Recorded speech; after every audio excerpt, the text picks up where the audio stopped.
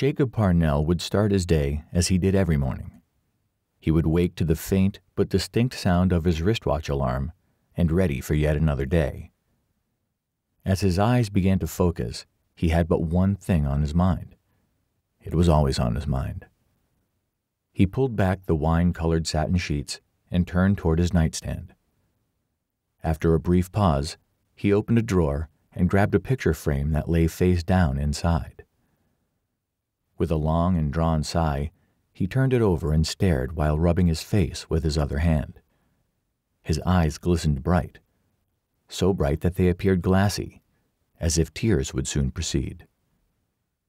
The picture displayed perfection, to say the least. A beautiful coffee-complexioned woman with a smile that could warm a small room.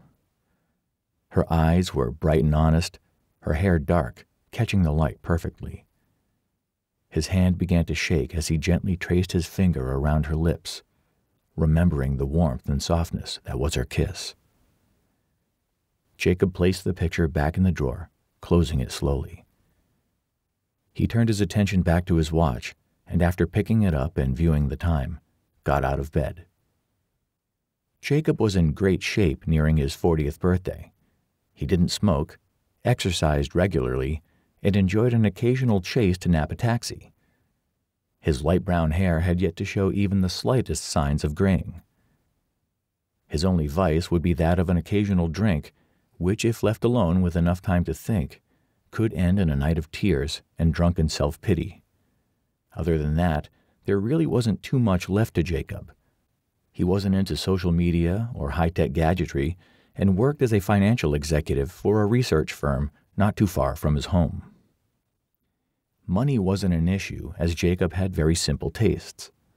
With more than enough room in his small but quaint one-bedroom condo, Jacob kept things strictly organized, making what space he had seem massive. He had a simple routine that he stuck with, having specified amounts of time to shower, eat, shave, and finally dress before he left for work. As he stepped out of the washroom, something struck him as odd today. His next-door neighbor, Cheryl, had a similar routine.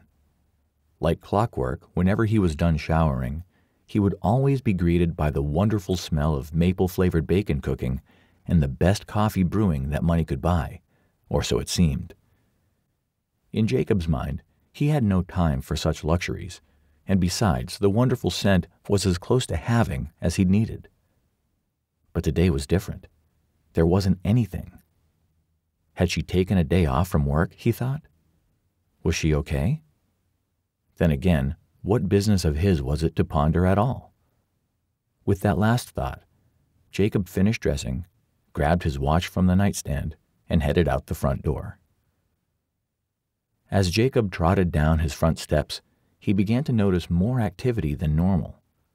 The streets were full of people going about their daily routine, newspapers underarm, hailing cabs, running for buses, etc. As he found a vacant taxi and got in, he looked at his watch one final time, validating his timeliness. "Where to this morning?" The voice of the cab driver was fast and direct. "Pinkerton Tower, are you familiar?" asked Jacob. A quick nod given, and the driver pulled off. Jacob stared aimlessly out of the cab's window, his thoughts scattered.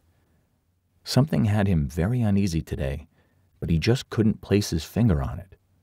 Soon his thoughts, or lack thereof, were interrupted by the taxi coming to a screeching halt. Jacob leaned closer toward the window and peered upward at the office building, confirming he was at his correct destination. As he entered the building, he was flooded with the usual good mornings before reaching the elevator.